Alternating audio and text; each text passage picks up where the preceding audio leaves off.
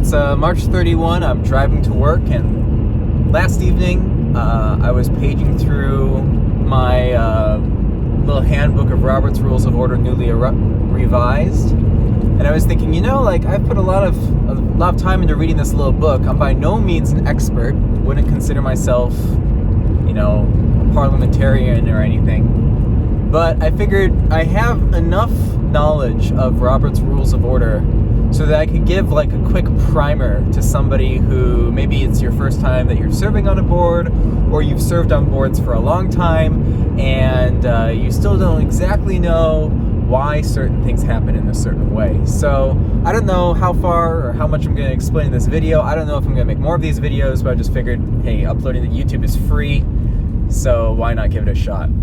So I'm going to talk a little bit about Robert's Rules of Order, what they are, why they were created, why they're still used. The general understanding is that, like, when you have like your personal to-do list, you kind of come up with your own workflow of how you dispose of business, if you will.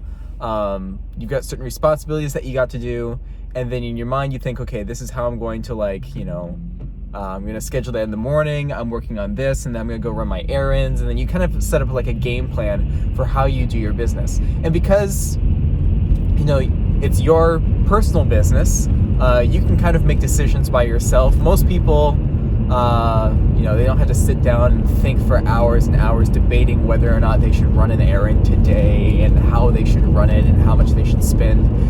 People generally just make decisions as they go along. Things are different, though, when you have a group of people and you're trying to guide some sort of an organization, whether it's a church or a nonprofit, and you have to make decisions as a group.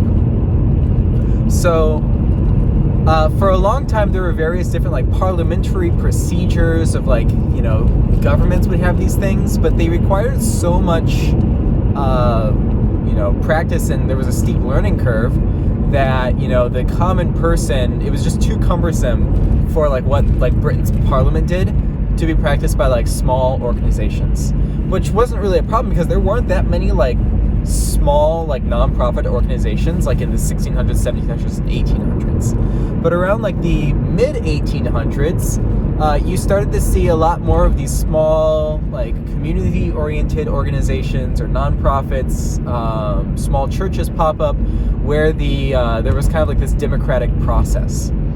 So as these small little groups popped up, every group kind of came up with its own process of doing things. And the problem was you could serve on Group A, you get to know how Group A worked, and then if you went over to Group B, it'd be a completely different system. And all of these systems were they were all organized to themselves, but there was no optimum for all the organizations. So there was a general whose last name was Robert, and he sat down and came up with a little booklet where he proposed a list of rules of order for serving on a board or on a committee or these sorts of things. And it was supposed to be simple enough that anybody could learn it, and that it would work well for big boards, small boards, friendly boards, hostile boards. And it was received, that little booklet that he made, it was received really, really well, and people, I think it sold out within a year or two, and people asked for more. And so then he made revisions, and then it went through a couple other editions, and it's grown into the de facto standard rules of order for all organizations around the world. There are a couple organizations that have tweaks, and of course the big parliamentary and Congress in America, these legislative bodies kind of do their own thing still, but most other organizations will use some form of Robert's Rules of Order. They change the rules, maybe they make small little revisions every once in a while just to fix a couple problems with it, explain a couple places where it's not clear. And those editions get published maybe every 10, 20 years. Right now we're on Robert's Rules of Order newly revised, the 11th edition. And that's considered to be, the standard edition that's used everywhere. If you buy the book, it's about $15, I think, on Amazon. It has about 700 pages, but most of this stuff in it can be boiled down so that the average person can just remember how it works. And typically, when you're working in an organization, if one person has a really good handle on Robert's Rules, and everybody has a rough idea, you can get along just fine. So that's kind of the high-level idea of what Robert's Rules of Order are and where they came from. Now let's talk a little about how a body works, a group that makes decisions.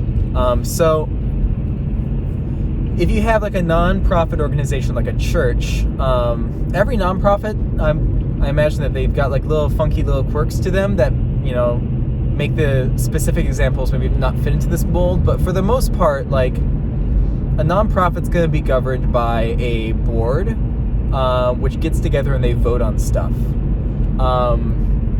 And if somebody in the organization does something without the board approving it, it wasn't technically illegal for them to do that.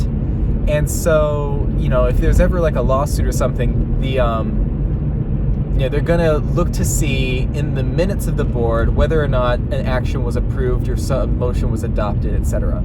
And so really the purpose of board meetings is to generate a document of all the legal actions that were taken during the board called the minutes. And the minutes are not supposed to be, some people think minutes is in a unit of time, but minute actually in this case, I think comes from the Latin word minutia, which means small things. Miniature, we think miniature means a small thing.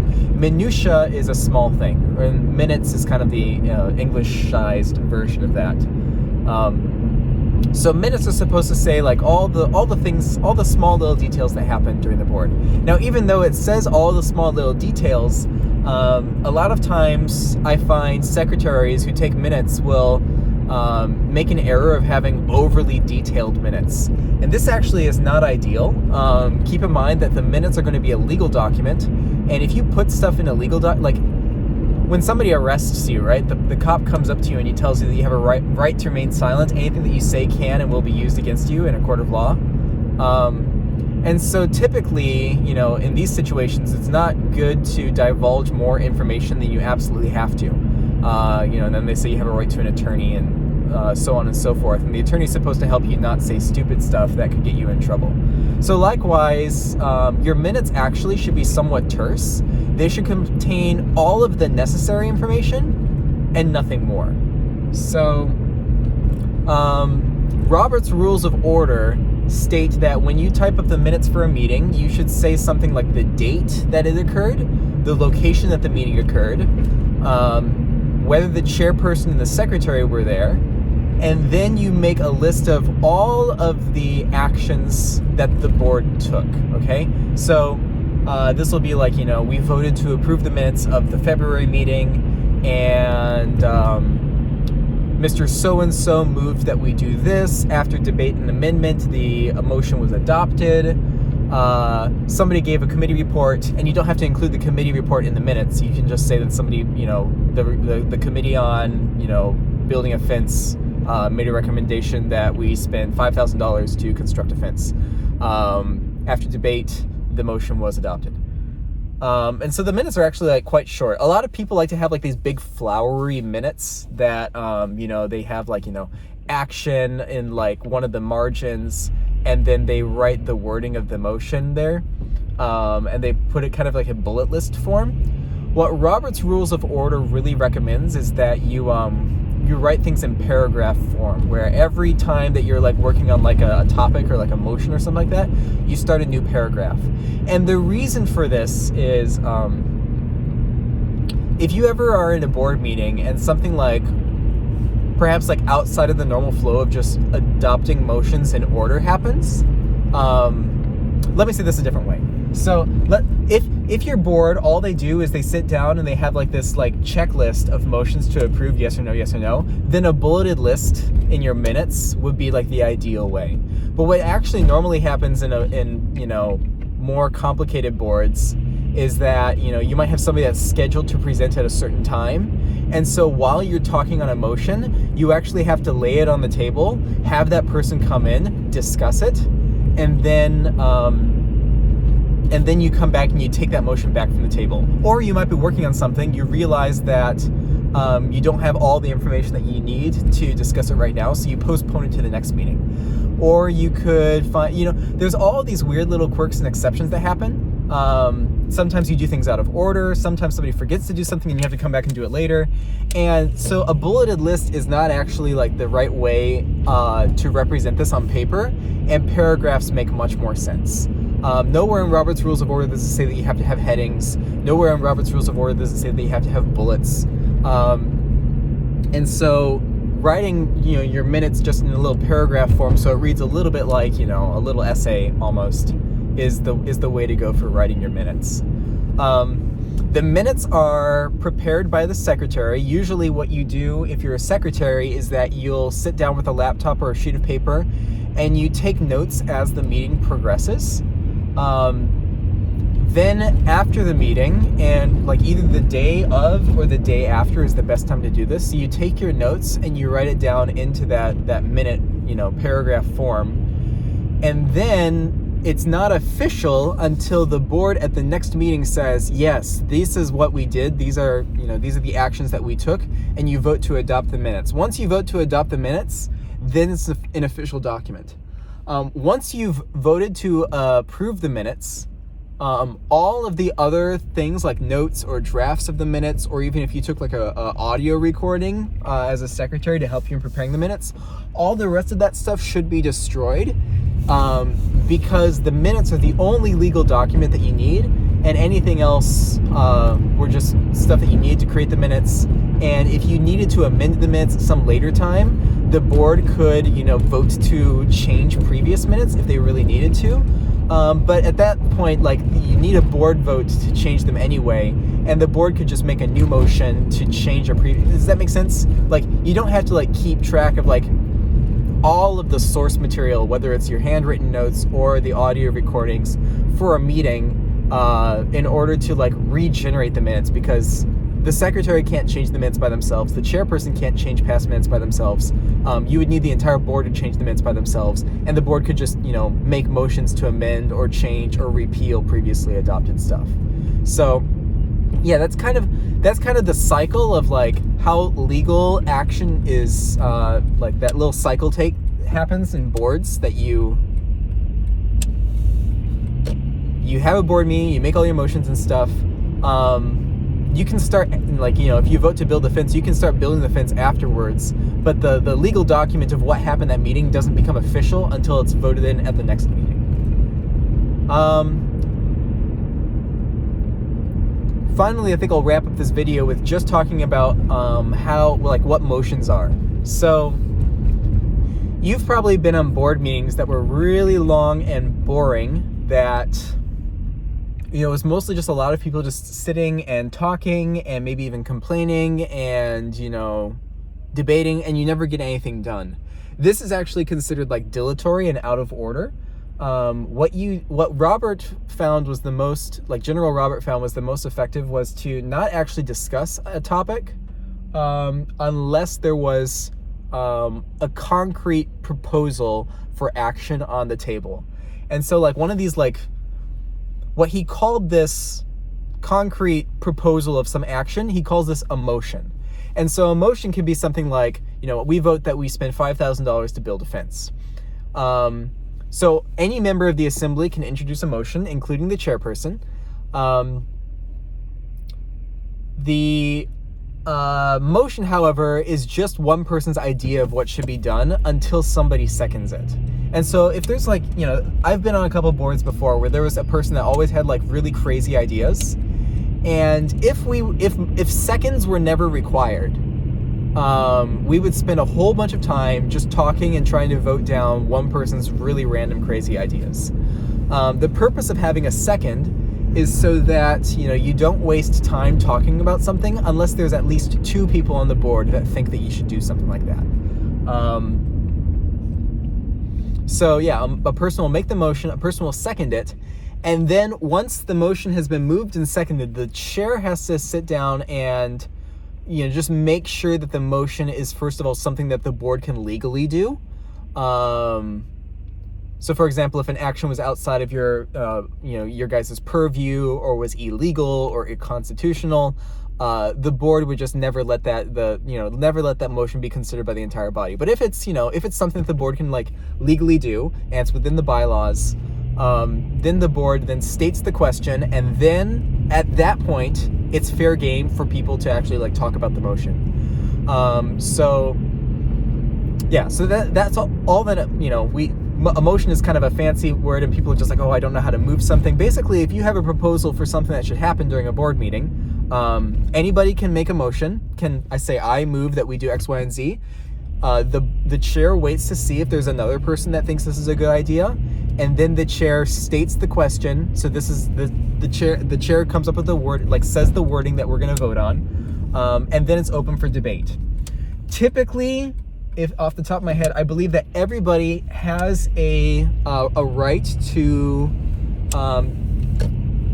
contribute towards the discussion up to 2 times. So you can't have, a back and forth between 2 people like a dozen times on the same motion. You kind of speak in favor of it, and then like maybe somebody will like, go against it, and then you can have your rebuttal, they can have their rebuttal. But then after that, like if you have spoken twice, it's out of order to actually talk more than that.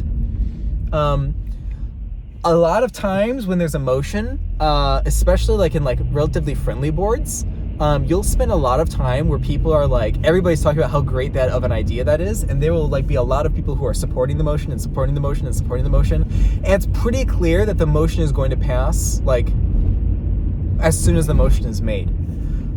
Having all this quote unquote debate where only one side of the motion is being like, advocated, is considered kind of like dilatory and is kind of a waste of time.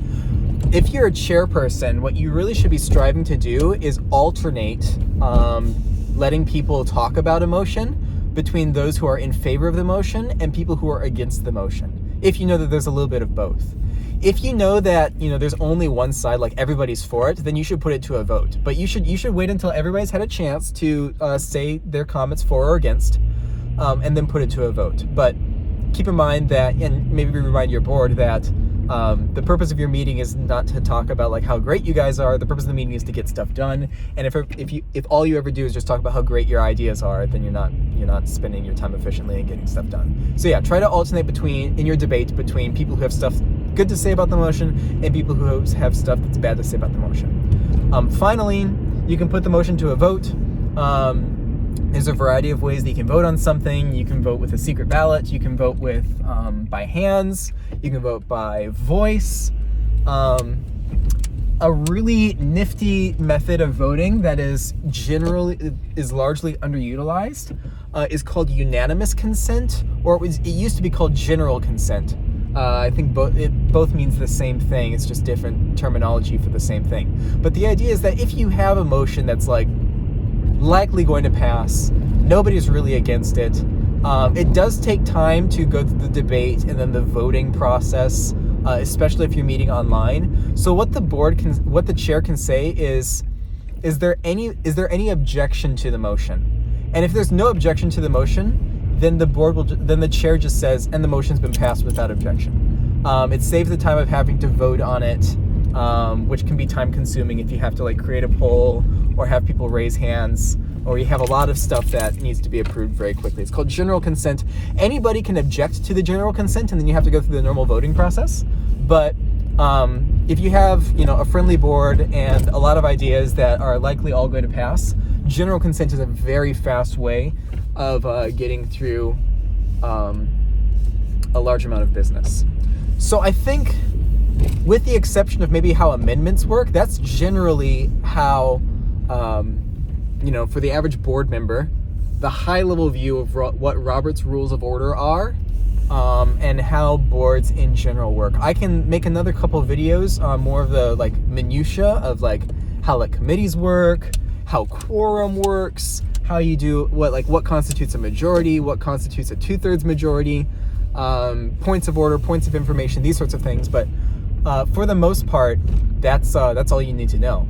So yeah, feel free to let me know if this was a helpful video, if you like this content, or if you guys got so annoyed at me driving that you never want to see me record a video while driving again. And thanks for watching.